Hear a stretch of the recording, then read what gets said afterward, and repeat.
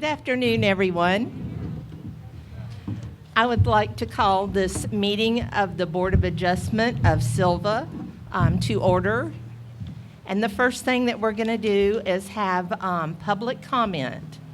This is for those that aren't parties in either with the application or those others that wish to speak. And I have only public comment for the KRP investment on Skyline Drive.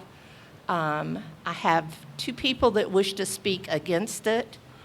Ben Steer, and I want to let everyone know that you still have only 3 minutes each to speak. So Ben, are you here?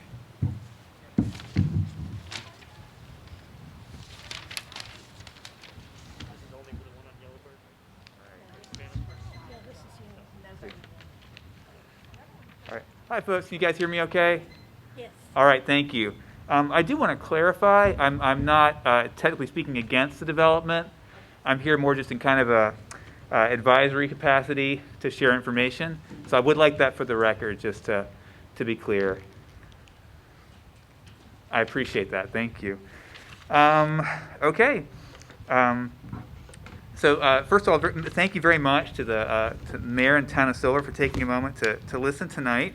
I recently read about the proposed Canyon Chase development on Skyline Drive in the Smoky Mountain News, and I understand this development is still in the early stages, but I want to let the town government know that this proposed development is located in the vicinity of a significant archaeology site that I've studied as part of my broader research on ancestral Cherokee and mound and town sites in western North Carolina. This archaeology site, which, just to give you a general vicinity, is located, I think was located near the Skyline Services Center, the Jackson County Public Transit Building. This mound was located on the farm of Daniel Jasper Allen, a prominent local farmer who owned hundreds of acres along Scotts Creek. The mound was excavated in 1881, so this was actually dug up over 100 years ago, by antiquarian excavators working for the Valentine Museum in Richmond, Virginia. Among other things, the excavators discovered prehistoric Native American graves that contained ceremonial artifacts dating to approximately 1350 to 1450 AD, including really exotic negative painted ceramic vessels, marine shell, polished stone disc likely used to play chunky, an important ritual game for Cherokee and other southeastern Indian cultures. The location of the mound was lost for decades, but based on extensive archival research and a 2012 archaeological survey, I believe the mound itself was located in the general location of the Jackson County Skyline Services Center.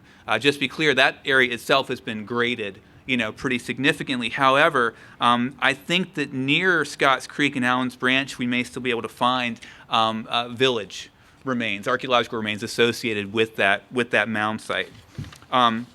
So in short, I think there may be a large, significant, unrecorded archaeological site in the footprint of the proposed development. It may contain intact archaeological features, including prehistoric Native American graves. I'd be happy to talk with you in more detail. Depending on the nature of the development, the property may be subject to archaeological review. So this may happen just as part of the permitting process. But beyond meeting minimum requirements for compliance with state and federal preservation laws, I'd ask you to think about ways to prevent potential adverse effects to this site and other possible archaeological sites along Scotts Creek. It's a beautiful little valley there along Scotts Creek. It's a natural corridor coming out of Balsam Gap to come down into the Tuckasegee River Valley. Quite frankly, if it's flat and well drained out there, it's probably an archaeology site. So thank you for listening. I'd be happy to talk later. Thanks.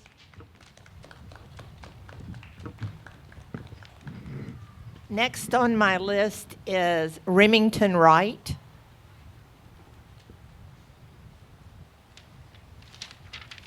Again, I will remind you, you have 3 minutes. Thank you. Could I take this off? Yes. So thank you guys for talking to me, and I guess you could say I'm a longtime resident here. I've lived here all my life. And I've noticed in living here that water likes to build up on that stretch in Skyland across from the DMV and everything. And so if this proposed building goes through, my question is that water going to go straight from that parking lot into the road? Because it's already an issue of hydroplaning through that stretch, and I think that it could be a danger. My second question is our volunteer fire department capable of handling a 4-story building? I'm not sure about that. I just don't know if that's going to stress them. And thirdly, I would like for this place to be a place for my children to grow up. And I would like it if the natural beauty was not ruined by a 4-story apartment complex. And that's not 3 minutes, but that's really all I have to say. So thank you.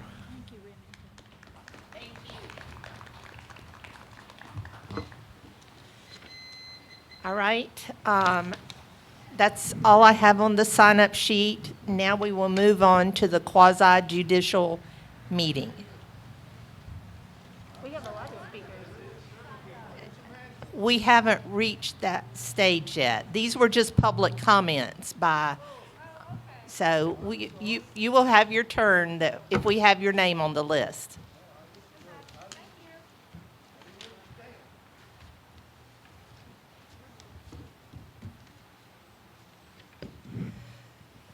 Quasi-judicial hearings are evidentiary hearings where the Town of Sylva Board of Adjustment will make a decision based solely on competent material and substantial evidence in the record. The record is all of the materials and input that is presented to the board, including the applications, exhibits, testimony, and related materials. The record may include some insufficient evidence, but the board may not base its decision on it.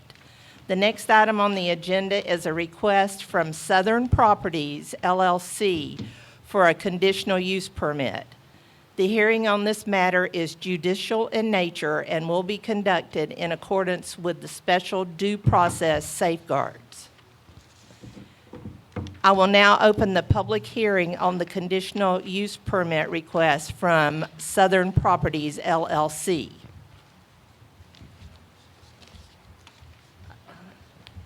And for everybody's information, we have 2 hearings tonight. This one is the one that's on Savannah Drive.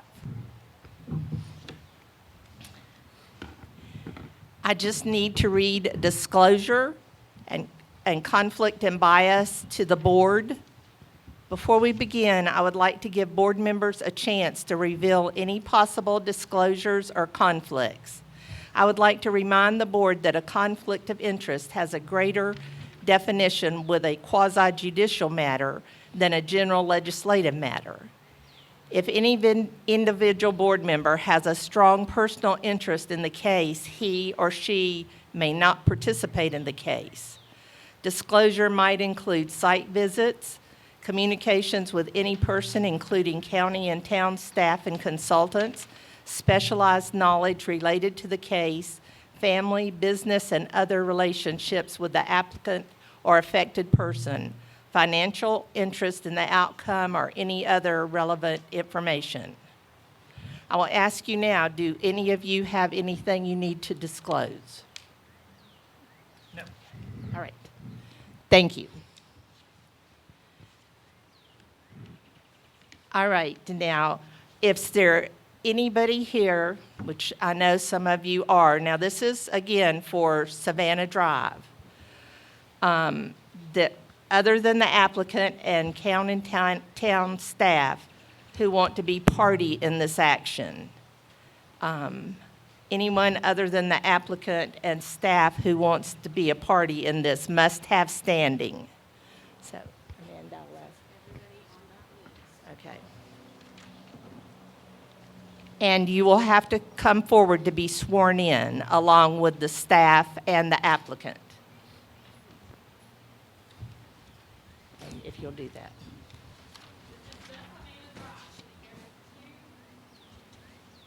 Here we go. I have Ronnie Riddle, Buddy Sanders, and Donna Sanders.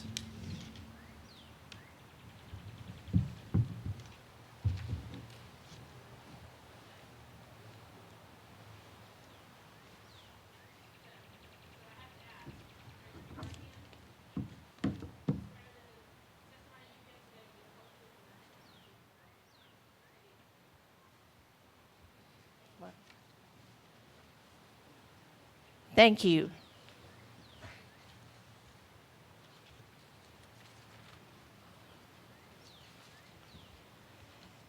Now I will try to give you an explanation of these proceedings since they're different from our normal meetings. The order of business for the hearing will be staff presentation of a report, applicant presentation of evidence and witnesses they might have, and then other parties' presentations of evidence and witness. And then there'll be a time for closing statements if the parties wish. Anyone here who wants the board to see written evidence, such as reports, maps, or exhibits, the witness who is familiar with the evidence should be asked if it should be introduced during or at the end of their testimony. Parties may cross-examine witnesses when questions are called for. And before you begin your testimony, please identify yourself for the record. We will begin with staff presentation of report. Evidence for exhibits will be application and supporting documents. So planning staff will now present the application.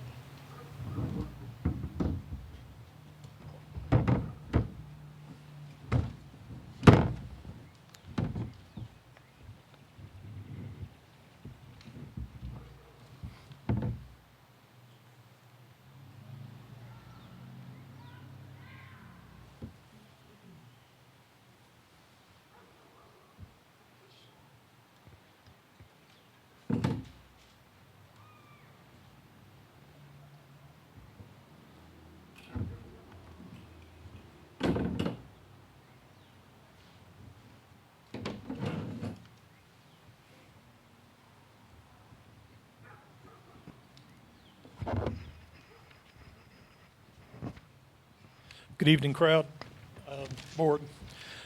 For the benefit of everybody here, my name is John Jeleneski. I am the senior planner for Jackson County.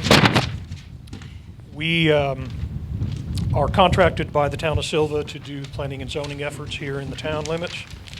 And we are going to be reviewing the Bluffs multifamily apartment complex tonight, the application.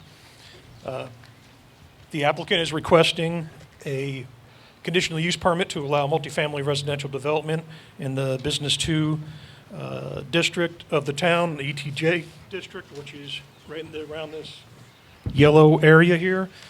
The name of the project is the Bluffs. It's a multifamily apartment complex. Southern Properties and Development LLC is the applicant.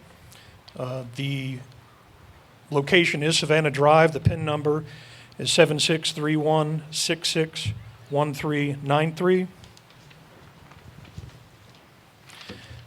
And it is in the Business 2 district. The ordinance section request is Article 6, which is conditional use permit. The description of the request is that the applicant is requesting the conditional use permit to allow for a multifamily residential development. The application is for the construction and management of three-story buildings containing 72 units total. I'm going to flip this over here.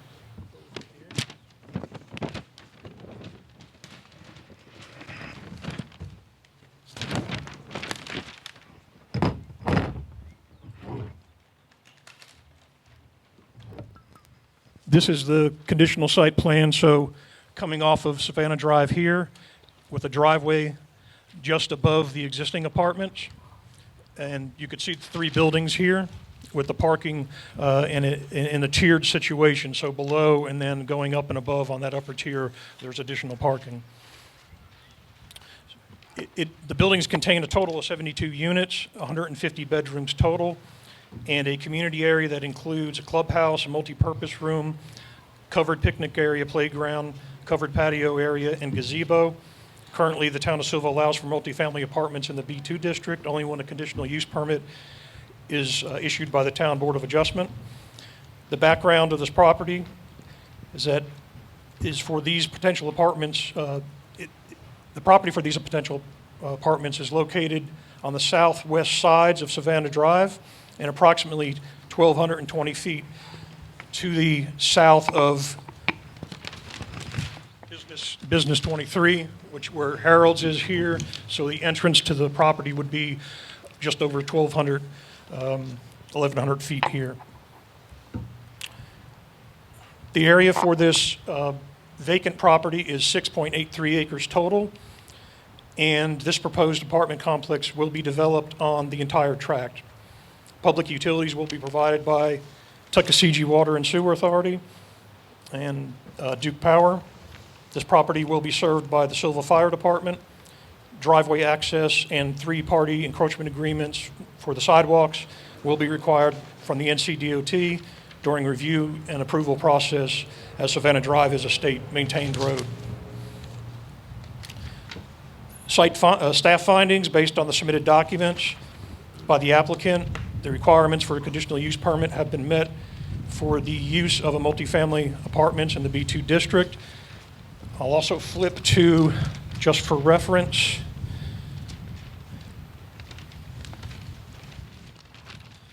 this is the biggest unit of the complex. So a traditional kind of layout here, multi-floor with 1, 2, and 3 bedroom units.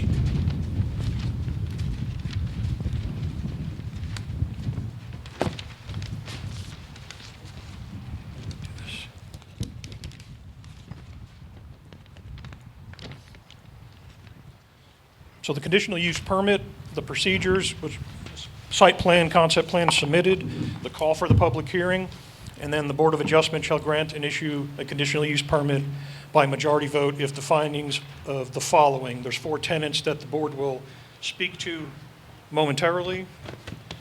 I'm going to jump to the required public purpose for assigning conditions to the conditional use permit. Traffic safety and congestion and visibility. Other than normal travel associated with this multifamily apartment complex, traffic congestion should be expected during peak hours. However, the intersection of Savannah Drive and US Highway Business 23, which is West Main Street, is a signalized intersection. In your packages for the board, there is an email from Chris Lee from the NCDOT who speaks to the concept plan that was submitted to him, and his comment is that a traffic impact analysis is not warranted in this case. Number 2 of those standards, parking consistent with section 3877, which is the parking schedule in the ordinance.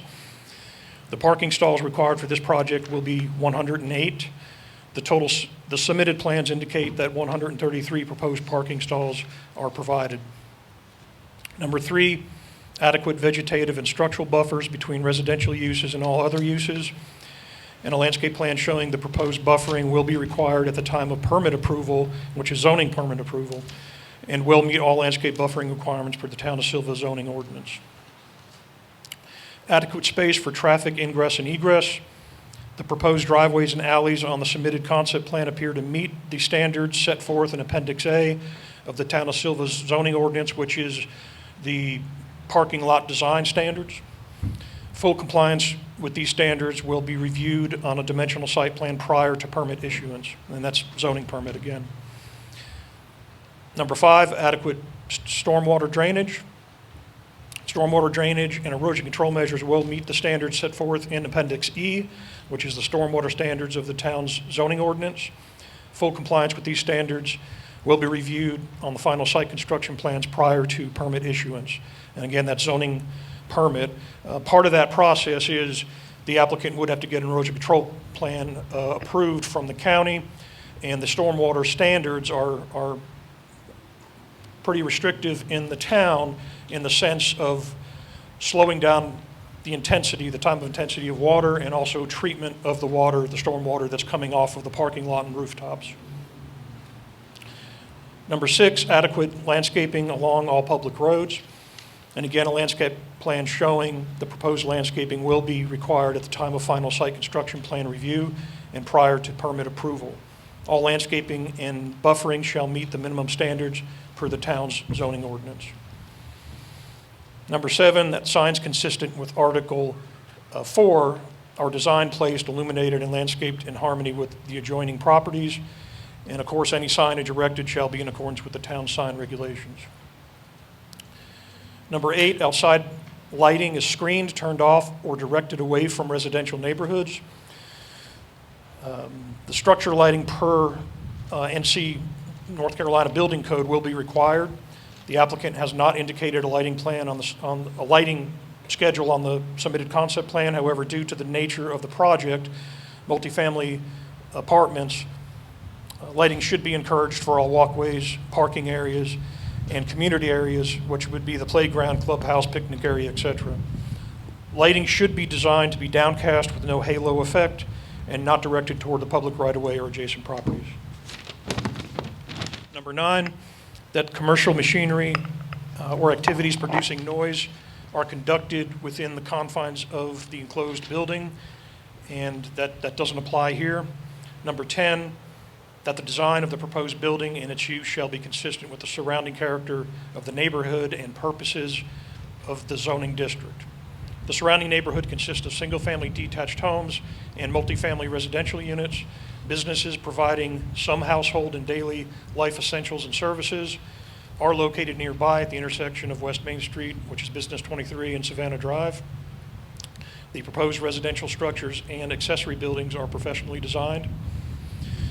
And staff recommendation that all final site construction plans be reviewed for full compliance of the Town of Sylva zoning ordinance, that a 5-foot wide sidewalk be constructed along Savannah Drive and connected to the proposed interior sidewalk network,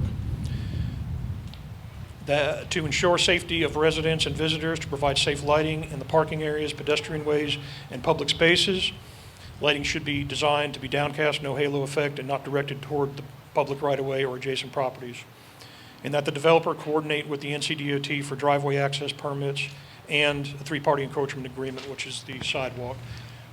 We'll note here that this applicant, you may remember that this project is a tax credit program for workforce housing. This is the 3rd time that this applicant has applied, and the previous 2 times you've approved this project, and this plan has not changed since the last application. Thank you, John. Now, is there any cross-examination by the applicant? Somewhere. Do you wish to cross-examine John on anything? Okay. Do any of the other parties that were sworn in, are they wishing to ask John questions? Hearing none, I will ask if the Town of Sylva Board of Adjustments or the town attorney have any questions for John. Yes.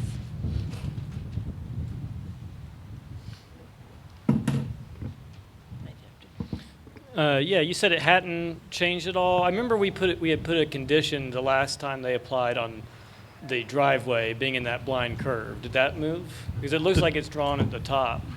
It moved during that meeting. That was a condition of staff, and prior to the planning board meeting last time, the applicant agreed to move the driveway to the lower part where it shows on this plan. Okay, so it's just the plans are updated, the drawing. So how long is a conditional use permit good for? And what triggers them having to come back? Like if this takes over a year going through the grant process, or if, do they have to come back and get another permit, or is it only if the plans change? Good for 1 year. 1 year? Mm-hmm. Or if plans change at all? Like once they finalize, if anything changes, it comes back? Substantial modification. Substantial modification, okay. Any other questions of John? Thank you, John. Oh, one more. Oh, excuse me. It's in the ETJ, right? Yes. Is that what you said? So does it receive, in the ETJ, do you receive town services like trash pickup? No, they don't pay taxes in the ETJ. The town can regulate that property with the ordinances that they have, but town services really don't apply there. They're not taxed for them. So no taxes, no trash pickup, but they're in the fire department operation area. Right, they would be, which is a different, with insurance and so forth. That's all. Okay. Thank you, John. Hearing no further questions, I will move on and ask that the applicant now give a presentation of evidence and any witnesses they might have. And do you have any other exhibits not already admitted? Okay, thank you. Hello. My name is Joey Russell. I'm with Southern Properties and Development, and this project has been presented to you now 3 times. John did a really good job of explaining the project. I don't have a whole lot of comments. I think he covered most everything. I will say all of the conditions that he listed we would comply with. The project, like he said, consists of 3 residential buildings and a clubhouse. It also consists of amenities like a playground, outdoor sitting areas, gazebo, picnic area, all of those things. Site lighting is something that John brought up. It will be professionally designed, so it should meet all of the standards that the town and county require. I'm here to answer any questions or to mitigate any concerns that anyone may have. Thank you. Thank you. Thank you. Now, I will see if any of the parties can, that have might have questions of the presenter. That would be, let's see, Ronnie Riddle, Buddy Sanders, or Donna Sanders. Any questions? Excuse me? That's the next, our next one. Thank you. Now, questions from the Town Board of Adjustments for the applicant. Any? Mary? Can you hear me? Yes. Is your housing available to all ages? Yes. And Yes. is there any restrictions in loan applications that say you have to have a certain percentage over an age, under an age, families, anything like that? No, this is a family property, but family and elderly can live there. There is a age restriction that the applicant has to be over the age of 18, of course, the primary But applicant. it doesn't say anywhere that there has to be a certain percentage of a certain, No, ma'am. okay, got it, thanks. Thank you. David? The cost to live there, rent, and is it a sliding scale based on income? Can you give us some sense of about how affordable it will be to people? I can.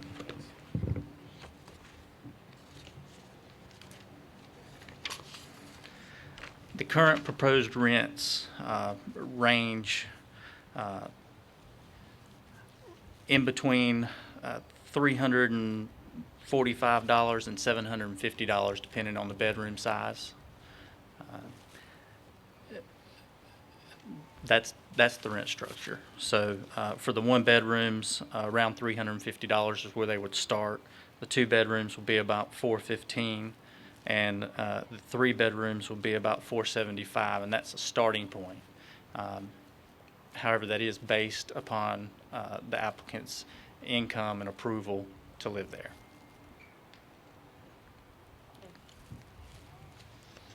Okay, thank you. Any other questions? Thank you, then. Thank you. And next, we will hear from parties that would like to present for this. I have Ronnie Riddle.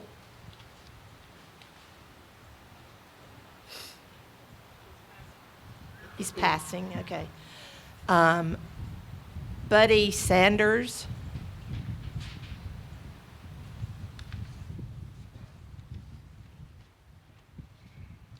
How much time do we have? 3 minutes, sir. I apologize. I have bronchitis, and I'm doing the best I can under these Yes. circumstances. A group of about 20 to 30 of us that live in the Savannah Drive or Yellowbird Branch area have been talking recently, and they asked me to come up and request another hearing or another opportunity for a group of us to come present some concerns to you. Again, I apologize for my throat, but they said that with this being the Easter holiday, a lot of people had to go out of town, and with the unfortunate weather change, people were, well, for example, one gentleman's on oxygen and could not come, and I've got bronchitis myself. The other question I had was really for John, but I don't want to take up all my time. I know a traffic study was not required on this project, but might it have been a good idea? Originally, I think I saw in the paper 133 parking spaces. I believe the presenter said 108 parking spaces. If anybody's ever been on Savannah Drive going up to Harold's, that twisty, turny little road, that's going to dramatically increase the amount of traffic there. A lot of folks are concerned that, well, I was going to ask John if he knew how many apartments are within a half a mile or a mile. Well, actually within a half a mile of the proposed site. There are over 10 different apartments that I counted now. And each of those apartments is not a single family with one or two cars. It's with multiple cars now. Also, when you had the repair of the bridge, or when WCU traffic is big, that area coming up to Savannah Drive off of North River Road is used as a shortcut for a lot of people. I really would caution you that I think you're going to tremendously increase the amount of traffic there. The other thing is, and we're not saying not in our backyard, housing is important for everybody, but we're saying we've done enough in our backyard with 10 apartment complexes there. And we're asking, what's really important is to have single-family dwellings, affordable housing for folks. So again, the request from the group was to see if there could be another time to have comments. And I apologize, my voice is cracking, but thank you very much. And thank you for the job you do. Thank you.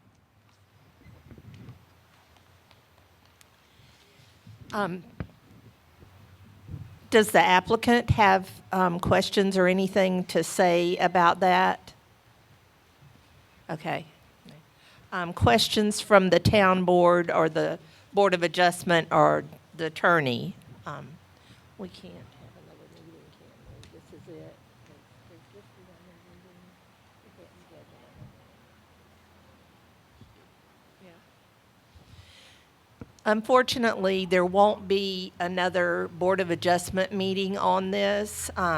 It's been advertised quite a bit, and I apologize for that, but this is the meeting.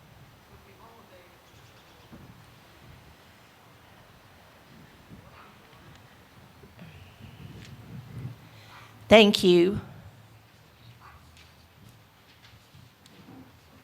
I have one more. Donna Sanders, would you like to speak?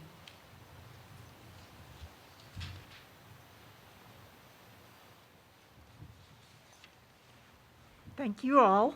We appreciate y'all being here and listening to us. I spoke with a number of people in the neighborhood today. The primary concern is not property value with the apartment being built, but the traffic. People are very, very concerned about the traffic, and this has been accentuated by using Yellowbird Lane as a detour. But we would just appreciate y'all giving strong consideration to, one traffic light may not be enough, and where it's coming out, especially in relation to the other apartments that are around there, and especially Franklin Estates. I spoke to almost everyone in that community today, and that's their big concern, is the traffic and how it's going to affect them trying to get out, because it's already difficult and people have almost had wrecks with the detour situation that we've had for a while. But not necessarily against it, we just feel like that's an awful lot of apartments. We'd be a lot more comfortable with either single homes or duplexes or something less dense, because we already have Nicole Arms in several places over there. So thank you for your consideration. Thank you. Does anyone have any questions of Ms. Sanders? Okay. Hearing none, we will move on. Do any of the parties wish to make closing statements? Okay. Now, are there any additional questions from the Board of Adjustments? Okay. Hearing that there's some traffic concerns, John, maybe you can speak to what triggers a traffic study and the conclusion that this wouldn't be a significant burden on traffic in that area.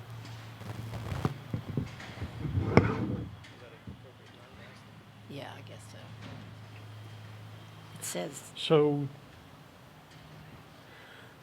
the road in question is a state-maintained road. It's NCDOT jurisdiction. It's not a town road. The town can request a TIA. They can request signalized intersections and so forth, but in terms of the jurisdiction, the DOT is going to permit. They're going to permit the driveway. They're going to permit the sidewalk. And when they, just like in your email that you've read in front of you from DOT, they feel that a traffic impact analysis is not warranted in this case. And they do their study based on their trips, the movements, the studies that they have, the road loading and so forth. So the ordinance, the town of Sylva's ordinance does not have a traffic impact analysis requirement. So there's no trigger for that when we apply the parking standards or the number of units and so forth. So there's nothing for staff to apply to any one of these projects in terms of traffic and what would warrant a TIA and what doesn't.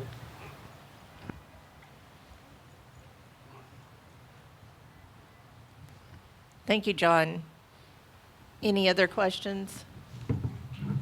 You might want to stay there, John, because I have do you have any other comments? Okay, thank you. And does the board have any other questions? Now is the time for discussion. Is there discussion from the board on this project? Does the board have any other conditions other than those mentioned by staff? And I'll try to find that and read those again. John, can you just read your conditions for us again, please, if you have them right here? I think I have them. Here we go. I have them if you don't. Okay. Conditions are all final site construction plans be reviewed for final compliance with the town of Sylva's zoning ordinance, and that would be for the final zoning permit. That's not this permit, it's for the final review by staff. 5-foot wide sidewalk be constructed along Savannah Drive and connected with the proposed interior sidewalk network. To ensure safety for the residents and visitors, provide site lighting for the parking areas, pedestrian walkways, and public spaces. Lighting should be designed to be downcast, no halo effect, and not directed toward the public right-of-way or adjacent properties. And that the developer coordinate with the NCDOT for driveway access permits and three-party encroachment agreement, which is a sidewalk. Thank you. Does the board wish to add any other conditions?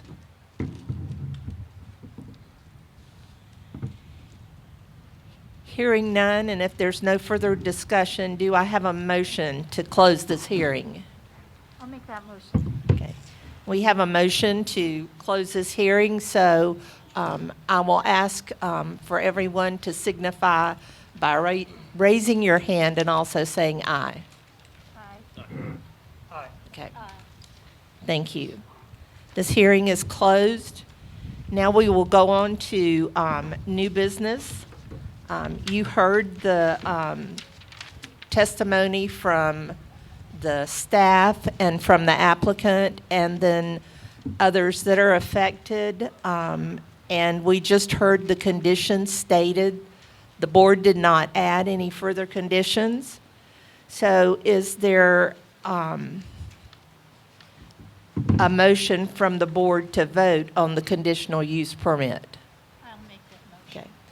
We have a motion to vote on this conditional use permit. All those in favor signify by raising your hand and saying aye. Aye. Okay. Thank you. Now comes the decision time on this, and the following tenets are necessary in granting a conditional use permit.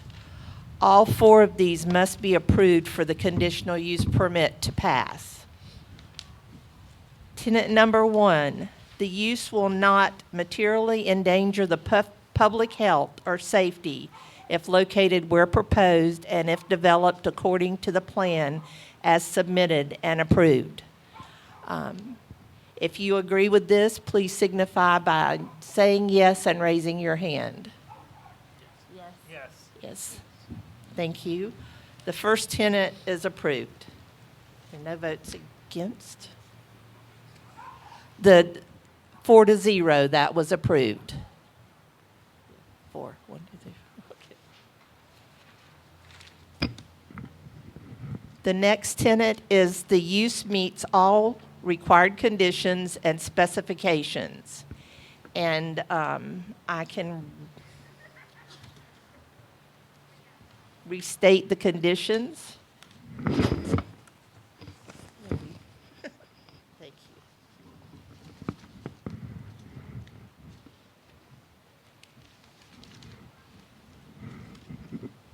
All final site construction plans will be reviewed for full compliance to the Town of Sylva zoning ordinance. A 5-foot wide sidewalk must be constructed along Savannah Drive and connected to the proposed interior sidewalk network. And to ensure safety for residents and visitors, provide site lighting for the parking area, pedestrian walkway, and public space. Lighting should be designed to be downcast, no halo effect, and not directed toward the public right-of-way or adjacent properties. And the other condition is that the developer coordinate with NCDOT for a driveway access permit and 3-party encroachment agreement. Hearing these conditions, are all of these met? The use meets all of these. All of those in favor, raise your hand and say yes. Yes. Okay. Thank you. 4 votes yes, none against. The third tenet is the use will not substantially injure the value of adjoining or abutting property, or in the alternative, the use is a public necessity. I would ask for your vote of yes if you approve this. Yes. Yes. Yes, okay. 4 votes in the affirmative. Tenet 4, the location and character of the proposed use will be in harmony with the area in which it is to be located and in general conformity with the development of the town and its environments.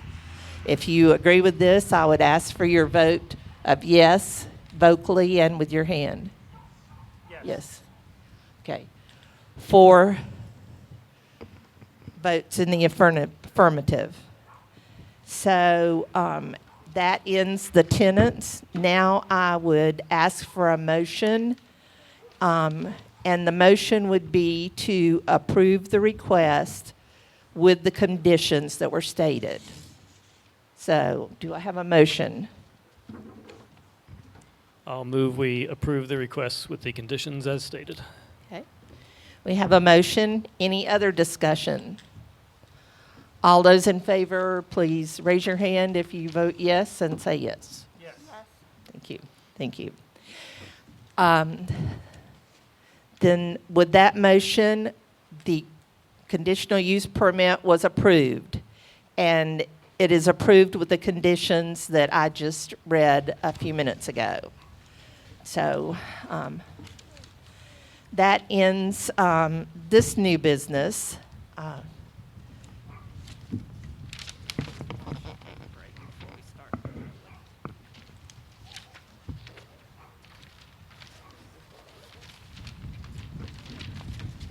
Let us take about a 1-minute break here to just rearrange our papers, please.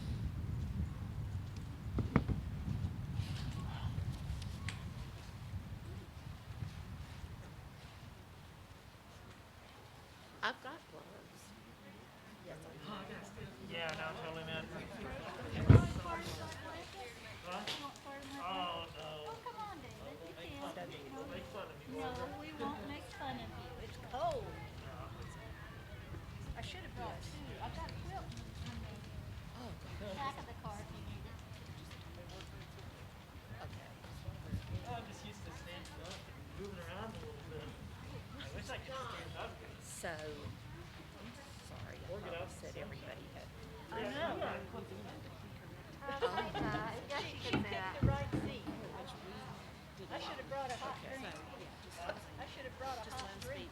Okay, so let me find the ones that are speaking here. That's what I wanted to do, is kind of get some of the stuff out of here. Oops. And that was them. I just dropped it. No, the dog was chasing me. I don't need those anymore. I don't need those.